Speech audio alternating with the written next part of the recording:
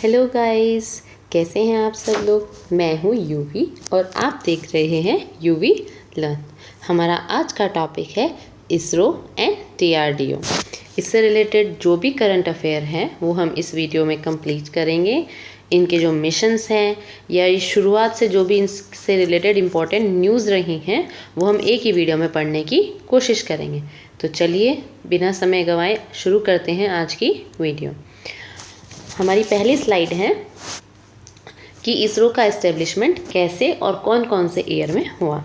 तो यहाँ पर देखिए 1962 में जवाहरलाल नेहरू ने विक्रम साराभाई जी के कहने पर उनकी एडवाइस, उन्होंने सलाह दी या उन्होंने सुझाव दिया, उनके कहने पर एक ऑर्गेनाइजेशन बनाई इनकोस्पार, जिसकी फुल फॉर्म है Indian national committee for space research. Vikram Sarabhai को फादर ऑफ इंडियन स्पेस भी कहा जाता है।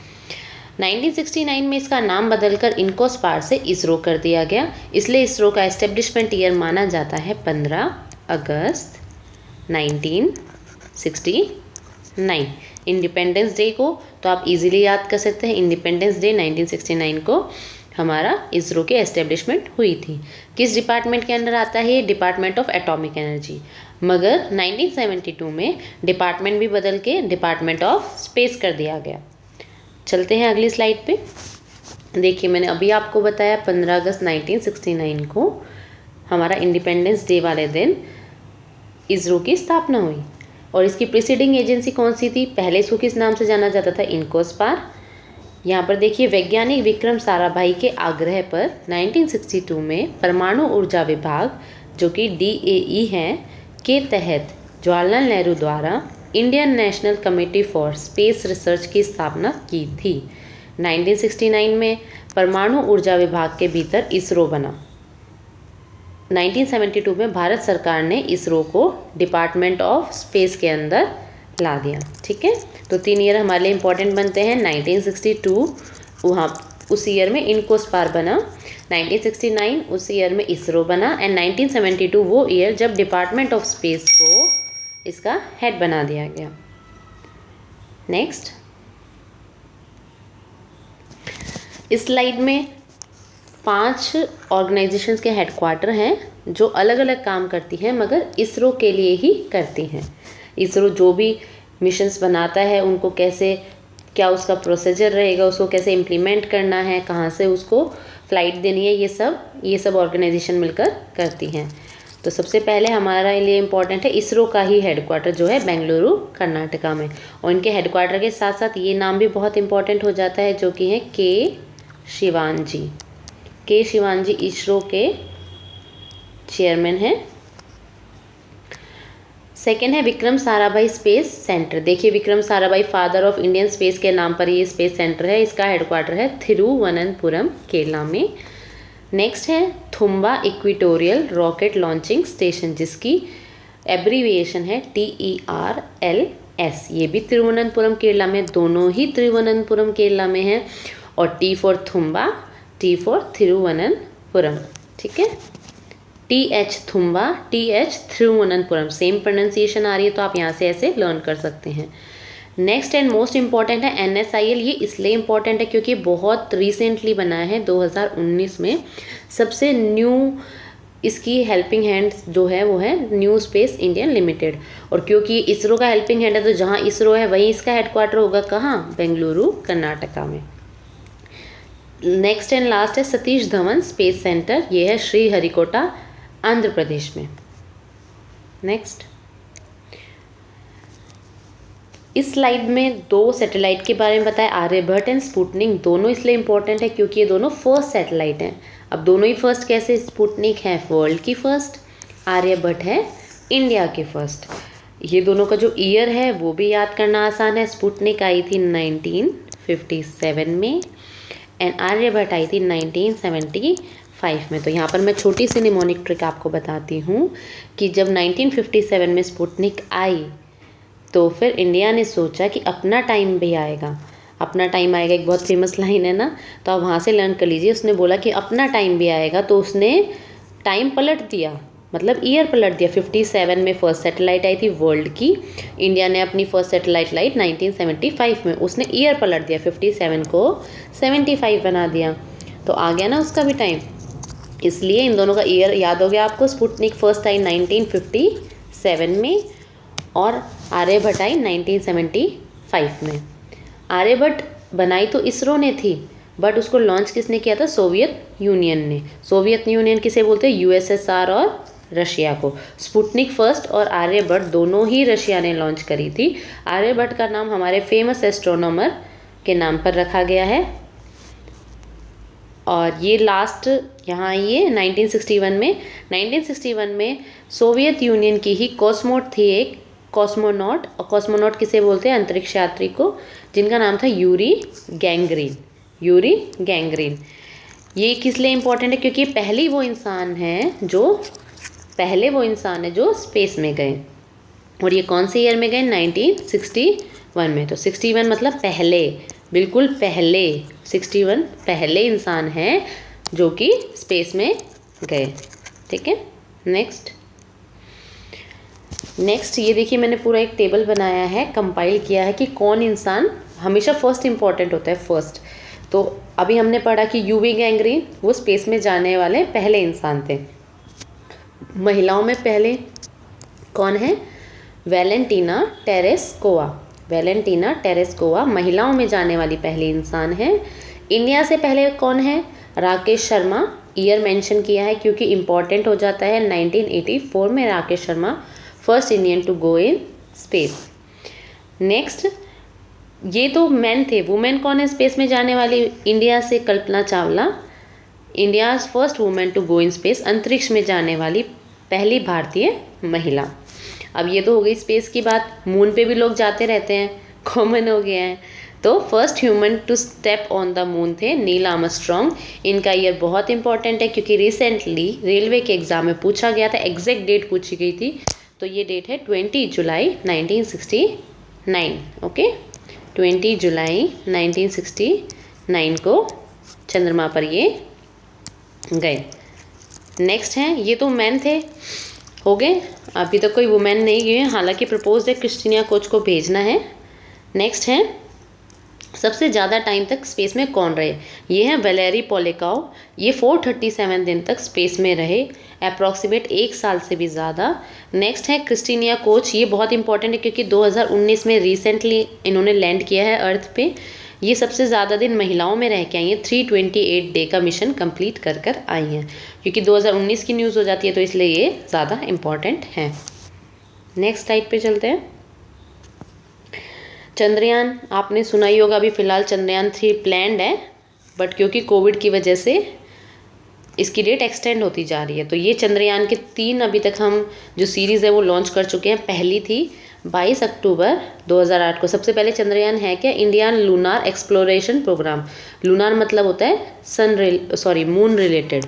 मून रिलेटेड होता है लूनार का मतलब। जैसे कि लूनार एक्लिप्स आपने सुना होगा, चंद्र ग्रहण जिसे बोलते हैं। ठीक है, तो लूनार का मतलब होता है मून से रिलेटेड। चंद्रयान नाम में चंद्र आ गया। तो इसके जो रॉकेट है, एक तो ये इंपॉर्टेंट है कि किस किस रॉकेट से इसको जाना है। ठीक है, देखिए PSLV C11 से गया था ये गया था GSLV MK3 से, और ये भी GSLV MK3 से ही जाएगा। और अभी हमने पढ़ा था सतीश धवन स्पेस सेंटर, ये इसको लॉन्च करेगा। पहले से ही प्लान्ड होती हैं चीज़ें। तो सतीश धवन अभी हमने पहले कहाँ पढ़ा था, कहाँ है सतीश धवन स्पेस सेंटर, आप रिवाइज कर लीजिए। Sriharikota, S for Satish Dhawan, S for Sriharikota, और ये कहाँ पे था? आंध्र प्रदेश में इसका हेडक्वार्टर है। अब इनके ईयर इंपॉर्टेंट हो जाते हैं क्योंकि 22 अक्टूबर 2008 सबसे पहला चंद्रयान फर्स्ट गया था, 22 अक्टूबर 2008। सेकंड गया था रिसेंटली 22 जुलाई 2019। थर्ड अभी तक प्लान किया हुआ है 2022 में भेजने का, कोविड की वजह से। पहले 2020 था, देन 21 हुआ और अभी 22 में प्लान किया गया है। अगर सब कुछ ठीक रहा तो ये 2022 में सक्सेसफुल हो जाएगा। तो ये दोनों ईयर इंपॉर्टेंट है। चंद्रयान फर्स्ट 2008, चंद्रयान सेकंड 2019 और चंद्रयान थर्ड 2022। नेक्स्ट चलते हैं नेक्स्ट स्लाइड पे। ये है लॉन्च व्हीकल। अभी आपने पीछे देखा कि चंद्रयान थर्ड किससे जाने वाला है? GSLV MK3 से। आप ऐसे भी याद कर सकते हैं, 3 है तो थर्ड वाले से जाने वाला है, GSLV MK3 से। हालांकि सेकंड भी MK3 से ही गया था, दोनों सेम है। अब ये लॉन्च व्हीकल्स होते हैं, जो सैटेलाइट होती है उसको लॉन्च करने के लिए कुछ चाहिए होता है ना, जैसे गन को फायर करने के लिए गन चाहिए होती है, तो ये एक तरह से गन ही है।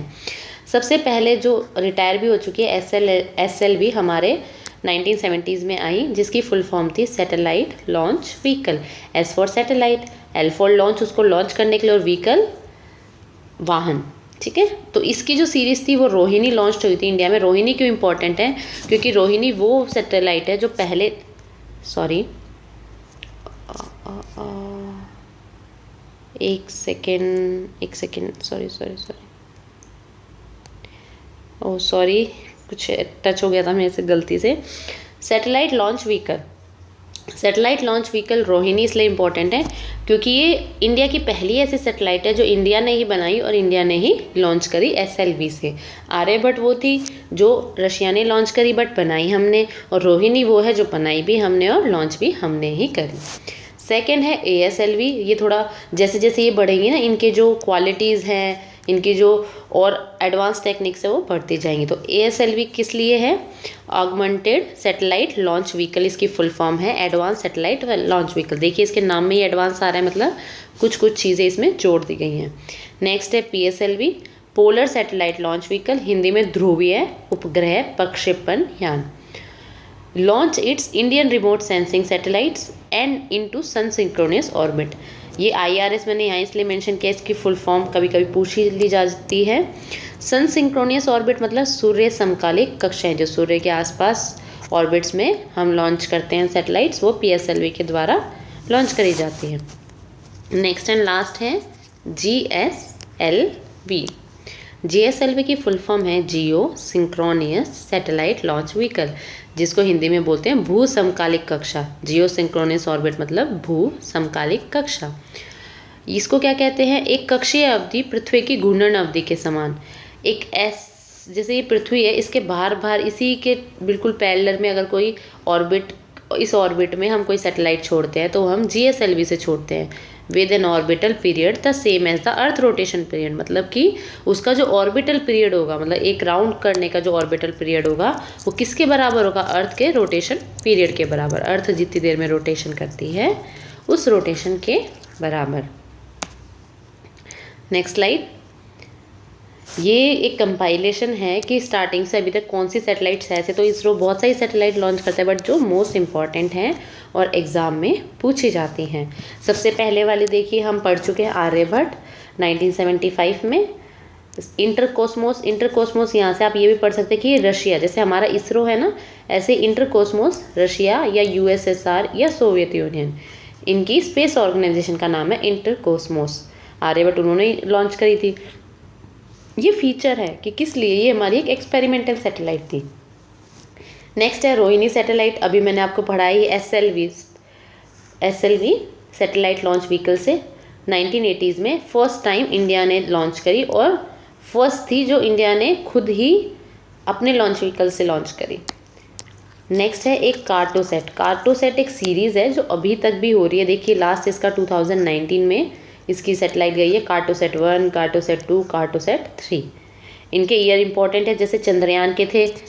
चंद्रयान के क्या क्या ईयर थे? 2008 था, 2019 था, और अभी जो 2022 हो सकता है अगर सब कुछ ठीक रहा तो। ऐसे ही इसके ईयर इंपॉर्टेंट है 2005, 7 एंड 19। कौन कौन से व्हीकल से लॉन्च की गई है? ये PSLV ही हैं तीनों, बट क्योंकि टाइम के हिसाब से इनकी जनरेशन चेंज होती रहती है, तो ये PSLV सिंपल, PSLV C7 और PSLV 47। अभी जो लेटेस्ट गया है वो PSLV 47 से गया है। तीनों ही अर्थ ऑब्जर्वेशन सैटेलाइट हैं। अर्थ की ऑब्जर्वेशन उससे रिलेटेड न्यूज़ के लिए रखी गई हैं। नेक्स्ट है मार्स ऑर्बिटर मिशन, जिसको हम शॉर्ट फॉर्म MOM भी बोलते हैं। ये 2013 में लॉन्च किया गया था PSLV C25 से।